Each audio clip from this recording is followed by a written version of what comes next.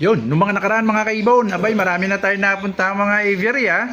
Abay nauna tayo kay Joey Atienza. Ayun naman, Joey Atienza sa aviary. Abay major sponsor na ng major sponsor na po natin 'yan si Joey Atienza sa Lovebirds and Color Genetics. Thank you, thank you. Pagtas kay Joey Atienza, napunta tayo kay Eric Sulmata naman.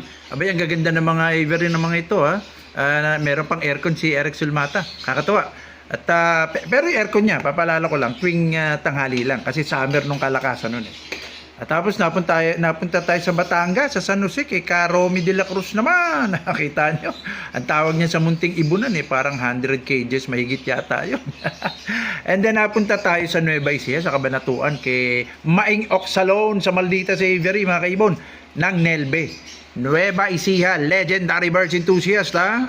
Ang kanilang president actually si Mark Gabriel, vice president si Maing Oxalon, at ang kanilang chairman si Louie Yang. Yun.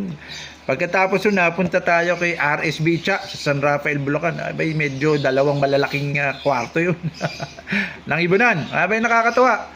Medyo malalaki talaga yun. Kaya naman, lilinawin ko lang po mga kaibon, tatapat lang. At isa talaga sa mga gusto ko rin ma-feature, yung mga tinatawag nating ordinary breeders in a way. Maaring 5 hanggang 15 na pirasong cages, hanggang 20. Yung madalas natin tinatawag na hobbyist o yung iba naman backyard breeder ang tawag sa kanila, no? Bay, gustong-gusto po nating ma-feature din yun. Kaya ngayon, mga kaibon, mag-feature tayo ng isa, mga kaibon, ha? Nakakatuwa. Pero bago yun, mas nakakatuwa naman, may nahagilap tayo, mga kaibon. Bagong katropa, ha? Sino mag-iisip? Mga hindi ganun karami mga babaeng hobbyist, di ba? Abay, nakahagilap tayo, mga kaibon, si LT Aviary. Akala ko nung una si Linz Avery ito, no, ng Cagayan de Oro City. Akala ko naman nung una, nagbibiro lang dun sa comment. Sabi niya, sir, baka gusto nyo ng Vietnam Black Coffee. Abay, sinakyan ko yung joke niya. Abay, oo naman, walang problema yan. Kaya nagdi-DM na, nagpi-PM na. Sabi ko, teka, taga Cagayan de Oro ka. Magpapadala ka pa ng Vietnamese Black Coffee. Sabi ko, masyadong malaki yun. Yung pala, may kukunin lang yata sa Antipolo. Ayun, nagpalala mo mga kaibon, ito. Ayun naman. Meron siyang 3-in-1 cafe to theat, tama ba? Ayan, no. Teka, matikman nga ito. Wait, ha. Wow, ito yun, no. 3-in-1 naman. LT Avery. Ayun pa. Di ba? Tatapatan natin ng bakery diyan sa kanto. With banana. Teka, isa pa ako, sarap eh. Ayun. Ayun naman, no. Salamat Linz Avery naman, LT Avery sa Vietnamese Black Coffee. Aba naman. Ang gaganda namang ibon nito, ito po. Ayun, no. Ayan Linz Avery of Cagayan de Oro 2022. Ayun, no. Aba, nakakatawa, may na bago tayo nahagilap na katropa ng sumusuporta sa page natin. Ayun, mabalik tayo dun sa sinasabi nating i-feature natin, mga kaibon. Kumbaga masasabi nating ordinary breeder, pero masugid na taga-subaybay. At talagang siniseryoso yung kaalamang color genetics. Aba. Ito mga kaibon, si Jamini Avery. Aba, star sender din natin to. Talaga namang ang suporta ay solid. Eto mga kaibon. Ayan naman, no, si Jam Mini Avery. Ayan, ganda, galing. Ayun, no. Kaganda naman namang itong mga ibon na to actually ang i-feature natin, Teka lang. Ayun, dali. Ayun. Ayun mga kaibon, anong meron dito sa sa mga ibon na to? Unang-una mga kaibon, si Jamini Avery. Papakita ko sa inyo. Nahiya pa siya nung una eh. Nahiya siya, sir, nakakaya naman. Maliit lang po yung ibunan ko, talagang mini Avery. Sabi ko, walang problema. Yun nga actually yung gusto nating i-feature. Ngayon po mga kaibon, sa mga susunod na mga vlog, gusto po nating i-feature yung mga tinatawag nating sabi nila hobbyist, yung iba naman backyard breeder, yung iba naman para sa akin, ang tawag doon mga nagchichill, ini-enjoy yung pag-iibon, hobbyist, ika nga. Eto, isipin nyo nahiya pa siya dahil sabi niya, 6 lang daw na cage ang ibunan niya. Tingnan natin. Ayun mga kaibon, no? Kaya tumatakbo na ba? Ayun.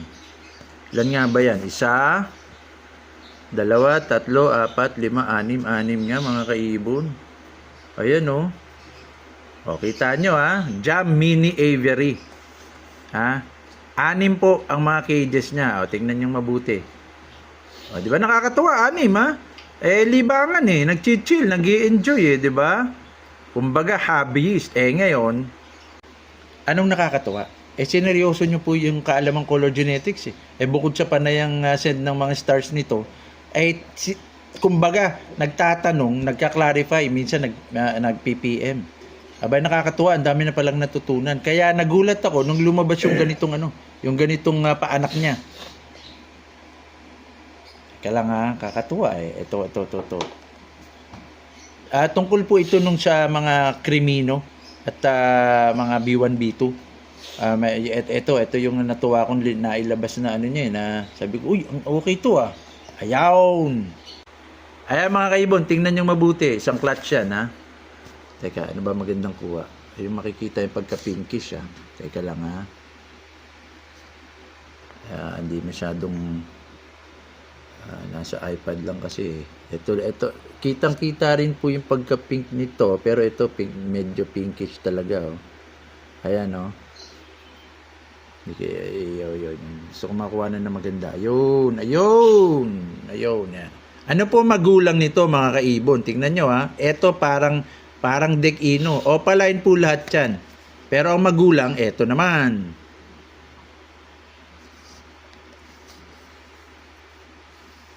Ayun. Ayun po B1, B2, Opa, Ino, male. Aqua B1, Deck Ino, Opa hen. Ayun. Mga kaibon, mabilisan lang kasi didiscuss pa natin ito ng mas mahaba.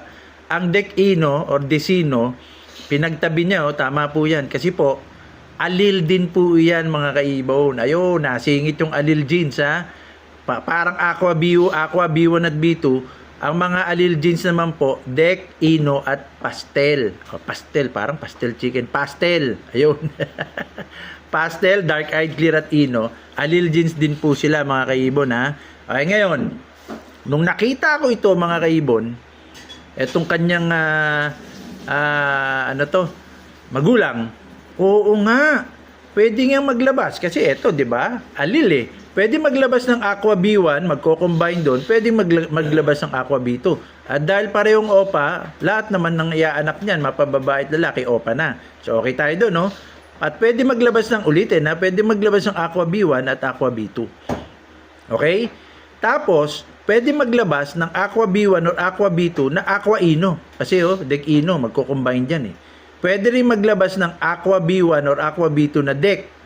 Hindi Deck Ino, Deck lang, pwede rin. At pwede rin maglabas ng Aqua B1, Aqua B2 OPA na Deck Ino din kasi magko-combine tong Deck dito. Kasi alil yan kahit tig-isa lang So, ang daming kombinasyon mga kaibon. At nabanggit niya, nakakuha siya ng materialis na to dahil alam niya yung mga alil-alil genes na natutunan niya sa atin noon pa mga kaibon. Ayun, dahil nga sineryoso niya yung mga turo natin, yung mga pagbibigay natin ng libreng kaalaman. Ayun. Di nakakuha siya ng materialis na alam niya na magkaka-alil genes na maraming ilalabas at malamang maganda ang ilalabas sa mata. Ito nga yung nilabas. Ang ganda Ayan Teka lang Ayun. So lalabas mga kaibon, ito yung clutch niya Ito, dahil black eye, tapos wala nang rampa, nag-combine ng Deck Ino dito, mga kaibon. Ito naman, Crimino phenotype to, pero lumalabas parang Aqua B2. Aqua B2 Opa Ino. Kaya nag-red eye kasi wala nang combination ng Deck. Remember mga kaibon, pag may combination ng Dark Eyed Clear, kaya nga tinawag na Dark Eye or Black Eye, hindi magpupula. Kaya meaning, nagpula ito, yung pagka-Crimino na phenotype niya, hindi kumarga ang Dark Eyed Clear. Kasi nga, hindi dark yung eye. Diba? Another tip. So, alam nyo kaagad na pag ganito lumabas, sa may magulang na may Deck Ino o may Dark Eyed Clear, hindi kumarga Ang dark-eyed clear dito kasi nga nag-red eye siya. Ayun! Another tip mga kaibon. At alam po ni Jamini Avery yan. Kaya ang bilis niyang ma-eye dito. Kakatuwa, yung natutunan niya sa atin. Alam niya kagad eh. Ha? Ito, dito kumarga ang deck. Kasi hindi na pula. Hindi masyadong kita. Ang ganda sana ng pagkaano nito eh. Ito kasi pinkish din to. So itong dalawa, of course, opaline yan. Dito kumarga yung deck. Deck Ino or deck na may Aqua B2 yata itong karami, ito Aqua B1. Doon ako nagkakamali. So meaning, yung combination ng mga Aqua B1, Aqua B2 Ino, ito yun. At saka Aqua B1 deck, pwedeng ganon, Aqua B2 deck, pwede ring Aqua B1 deck Ino, abay naglabasan. Kaya sabi ko kagad sa kanya, abay wag mong kalasin yung magulang maraming ilalabas yan mga kaibon. Kaya nakakatuwa, 6. 6 lang po mga kaibon ang kanyang cage. Pero nakakapagpalabas siya ng ganun dahil may kaalamang color genetics. Sineryoso niya. In fact, banggit ko lang na natutuwa talaga ako dahil sabi nga niya, dahil marami siya natutunan sa atin mga kaibon. Ito naman yung mga, pag may nagtatanong daw sa kanya, kay Jamini Avery, at sabi niya, paano ka nakapagpalabas niyan? Ang ganda ng kulay na yan. Ano ba kinasa mo? So, ito po sinasabi niya, pakinggan natin mabuti. Sa voice message, mga kaibon, share ko sa inyo, Ito.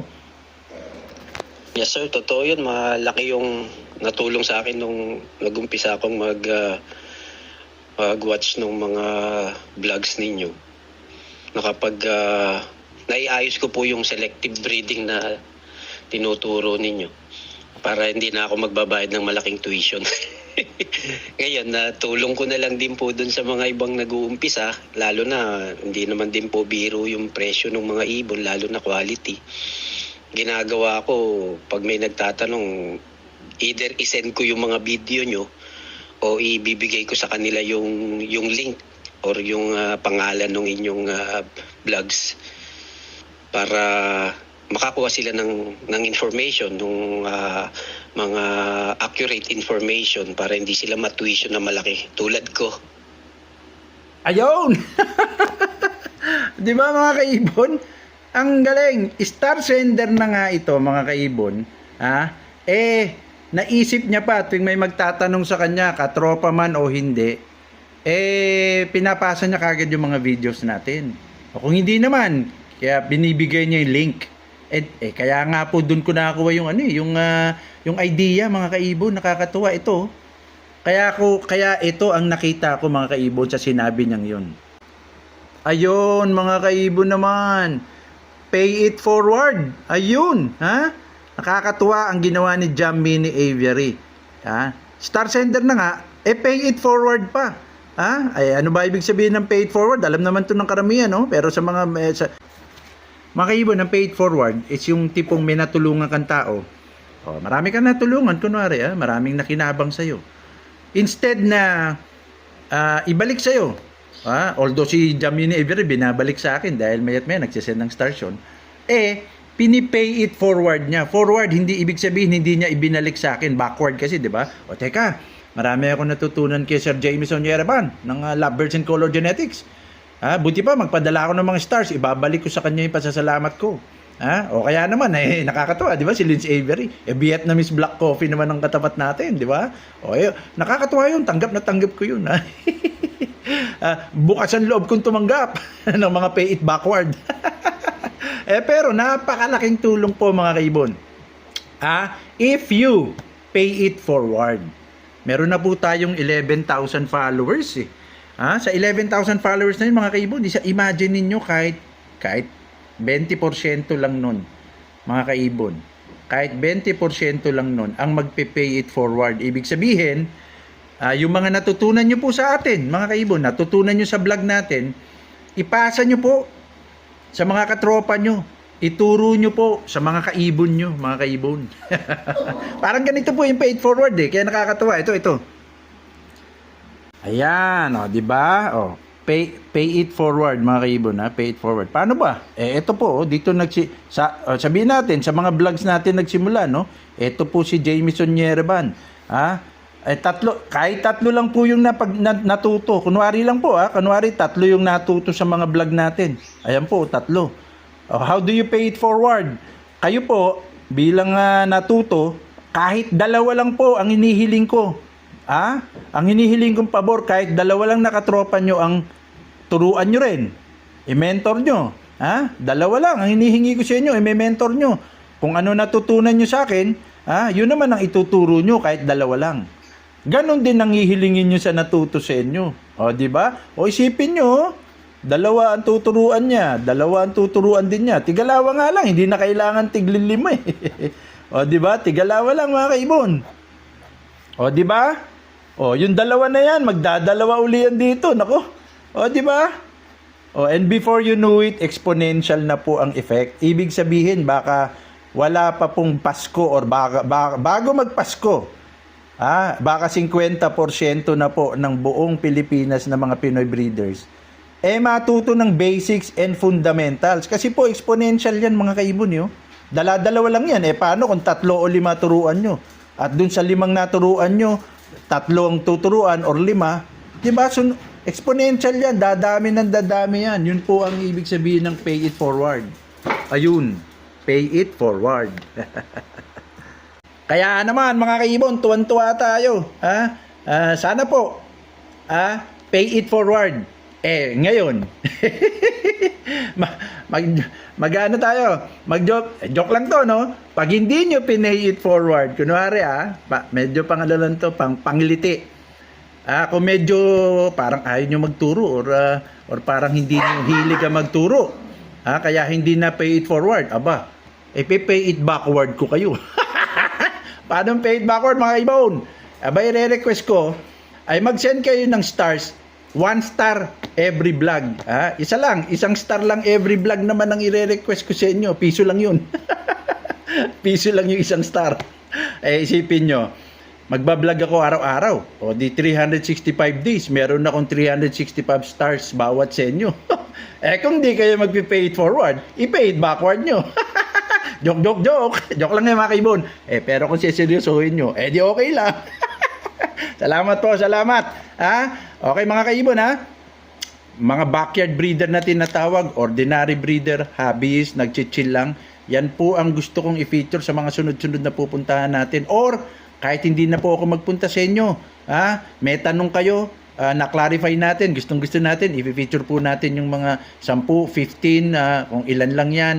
Huwag nating maliitin. Tandaan natin, anytime pwedeng sumulpot ang color mutation kahit iilan lang ang inyong cages. Sa case nga ni Jamini Avery, nakakapagpalabas ng mga magaganda. Alam niya kasi kung anong mga materialis ang kukunin niya. Sineryoso niya kasi ang color genetics. At higit sa lahat, he pays it forward. Ayun po mga kaibon. Maraming salamat. Dadagdagan natin ng slogan natin ngayon. Hindi lang pag may basihan, legit ang paliwanagan. Mas matindi ngayon. Pay it forward mga kaibon. Hasta la vista.